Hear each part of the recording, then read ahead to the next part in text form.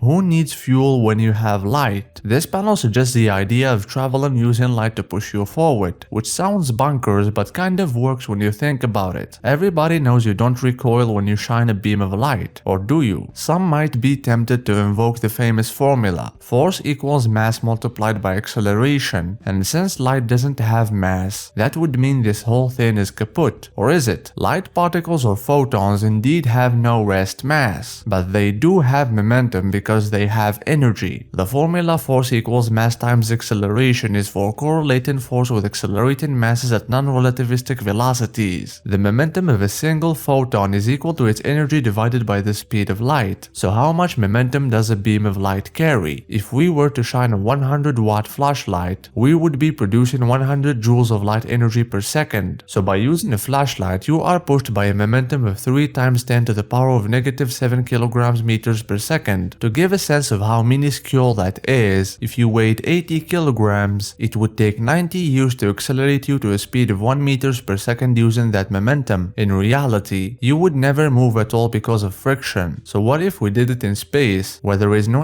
atmosphere, therefore no friction? Matter of fact, it's already been tested and proved to be feasible by NASA. It's called solar sail. Using no propulsion other than that provided by reflected sunlight, it is possible to push low-mass space probes with a very reflective area through space. A better term for the force they are using would be radiation pressure. Radiation pressure exerts a very small but real physical force. Multiply that over a large area over a long period of time with no resistance, and this seemingly tiny effect becomes a viable means of space travel. Using reflective cells instead of dim ones is very important for 2 reasons. When 2 objects collide, more energy is transferred if they bounce apart rather than stick together. Traditional spacecraft are limited by the available fuel and engine capacity. Solar cells, however, are only limited by the durability of their materials and control systems. That's why it's important to reflect the light, since absorbed photons are turned into heat, which can damage equipment over time. Using this technology, Icarus probe achieved a velocity boost of 400 meters per second after 6 months in space, which is really impressive.